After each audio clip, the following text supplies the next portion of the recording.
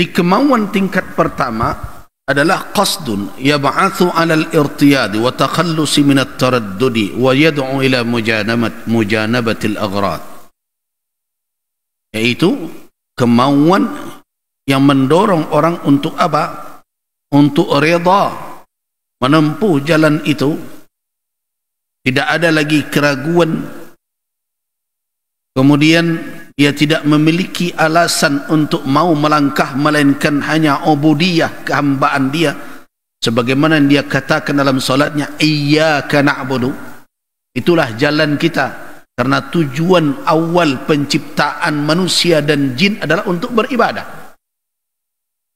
Nah, kemauan itu kalau meningkat, kalau memang kita ingin memperbaiki diri, ingin bersuluk, kata orang, ingin berjalan menuju Allah Subhanahu wa ta'ala, kemauan yang kedua, tingkat kedua adalah qasdun la yalqa sababan illa qata'ah wala ha'ilan illa mana'ah wala tahamunan illa sahalah.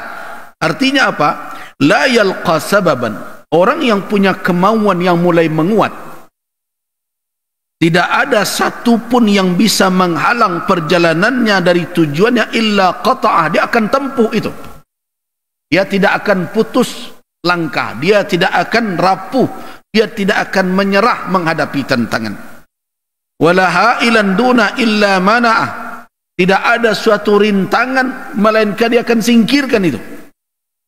Wala su'ubatan illa sahalah, dan tidak ada di hadapannya yang dia pandang berat, yang tidak akan bisa dilaluinya. Nah, itu baru nih kemauan seperti itu tingkat dua baru. Di tingkat pertama hilang ragu, tingkat kedua siap menghadapi tantangan. Nah, kemauan tingkat ketiga, ad-darajatul tsalitsa qasdul istislam li tahdhibil ilm. Nah, kemauan tingkat ketiga baru orang tu punya maksud. Nah, itu baru sempurna maksud orang. Ketika dia menyerah kepada apa? Kepada tahdzibul ilm. Bagaimana ilmu menata dia, mengatur dia, mengarahkan dia, menyerah dia. Adalah orang dan sadar, yo lain nak berjalan di jalan yang diredai oleh Allah, tapi tidak mau diatur dia petunjuk ilmunya bak janyo saja. Nah, itu tidak sempurna maksud. Orang yang memiliki maksud yang sempurna, istaslama, menyerah dia li ta'zil, pembinaan ilmu, apa arahan, apa tuntunan yang diberikan oleh ilmu, dia akan serahkan dirinya kepada. Kalau kecek ilmu lurusnya jalan lurus, kalau kecek ilmu berhenti dulunya berhenti, kalau kecek ilmu lakukan ini dia lakukan, kalau ilmu mengatakan jangan perbuat, jangan perbuat, istaslama, dia serahkan dirinya bulat-bulat. Ilmu nak mengarahkan inyo kama langkah nak ditempuh. Jadi dia tidak berbuat berdasarkan apa? Berdasarkan kehendak si fulan, berdasarkan caci maki si anu. Tidak. Kalau dia sudah ambil keputusan berdasarkan ilmu, maka dia akan menyerah berdasarkan tuntunan kemana ilmu itu. So ilmu itu mengandung kebenaran. Ilmu yang dimaksud di sini tentu adalah ilmu yang bersumber kepada apa? Kepada petunjuk yang diturunkan oleh Allah Subhanahu wa ta'ala, itu syariatnya. Serahkan diri ke petunjuk Al-Quran dan Sunnah. Suruh berjalan, suruh berhenti. Kalau kecek orang awak, apa itu orang awak cok terdengar? Mengurangi, manukui ancak-ancak mengurangi yosi. Nah, begitu dia berhadapan dengan petunjuk syariat, dengan ilmu. Nanti suruh kakok, nanti larang tinggalkan. Nah, orang yang punya kemauan untuk berjalan memperbaiki dirinya, kok iyo nak memelok diri awak sebelum awak mati, lah ada kemauan tak?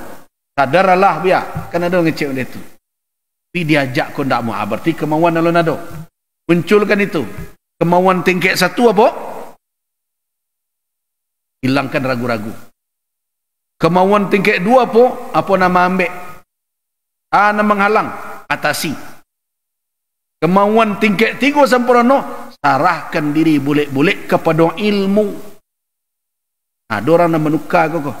Saran diri boleh-boleh ke guru. Guru tu manusia. Kepada ilmu.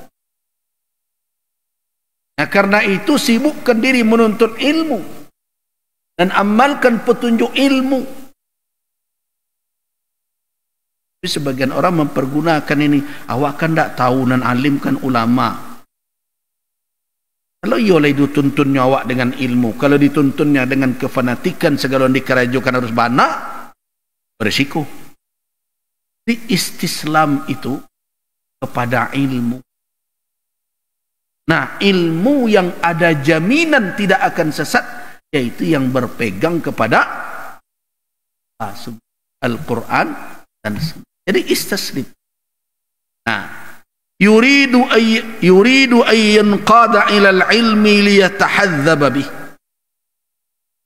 Hendaklah dia punya kemauan untuk dituntun kepada ilmu.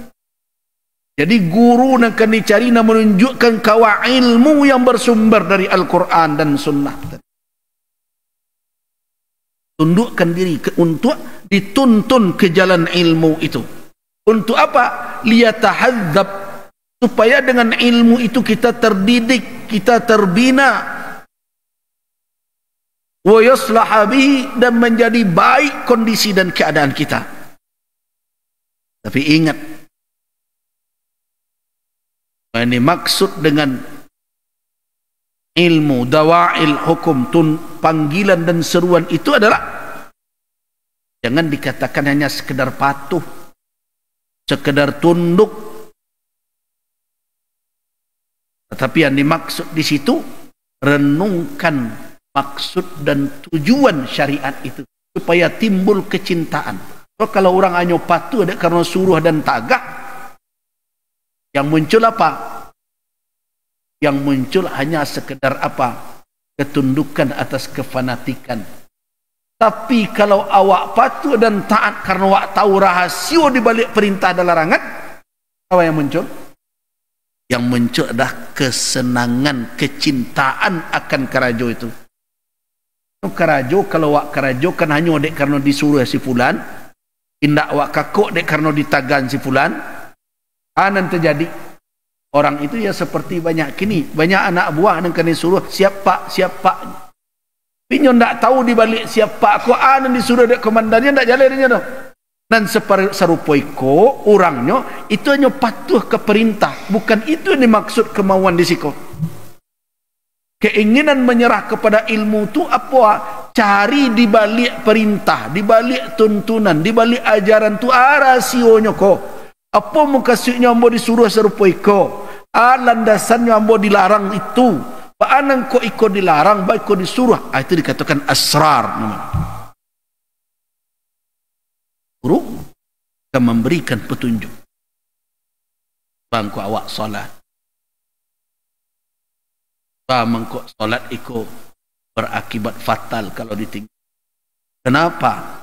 Diletakkan pertama sekali awal yang akan dihisap solat. Nah, semua itu kalau awak lai tarimo itu akan muncul apa? Mahabbah. Jadi awak menjalankan petunjuk ilmu tadi bukan karena perintah dan larangan semata, tapi karena awak tahu dan sadar bahwa di balik perintah itu ada maslahat, di balik larangan itu ada mudarat. Jadi awak menjalankan dengan rasa apa?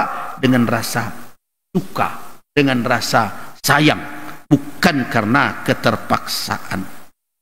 Nah, jadi karena itu apabila seseorang melakukan atau ada kemauan untuk mematuhi, menyerahkan diri kepada ilmu dan memenuhi seruan dari hukum-hukum yang ada dalam ilmu itu, bukan hanya sebatas lahirnya, tetapi juga dia mengerti maqasid, maksud syariat, mengapa dia disuruh dan dilarang, maka dia akan menjalankan perintah itu dengan mahabbah, dengan sayang, dengan suka. Dia donda-adona mengawasi, dia akan patuh. Nah, itulah 3 tingkatan qasad atau kemauan. Nah, kalau 3 itulah tercapai, sempurna baru meningkik kepada azam, tekad. Nah, kalaulah muncul tekad itu tidak payah menggarikkan orang itu. Fa idza azamta fatawakkal 'ala Allah. Nah, tapi tekad kau tidak ciek lo tingkatan. Ini ada 2 tingkatan di dalam azam tersebut.